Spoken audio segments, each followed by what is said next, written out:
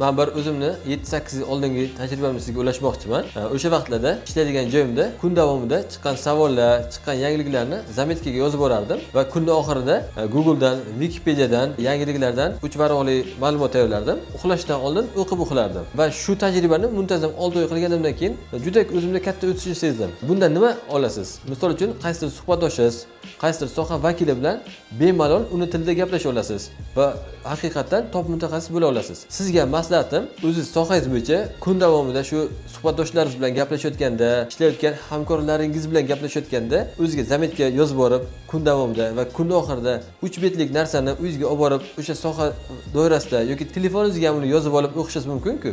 O'shani o'qisangiz, haqiqatda ko'rasiz, 6 oy davomida qanaqa o'zingizni o'zgaringizni. U 1 kun, 2 kunda o'z natijasini bermasligi mumkin. Lekin shuni muntazam maslahatim 6 oy qiling va hamkorlaringiz orasida ham ko'rasiz o'zingizda qanaqadir hurmatingiz oshishini, keyin fikrlar bildirishingizni, bo'layotgan o'zgarishlar va kutilayotgan yangiliklardan doimiy xabardor bo'lib, qanaqa top mutaxassis bo'lganingizni o'zingiz sezmay qolasiz.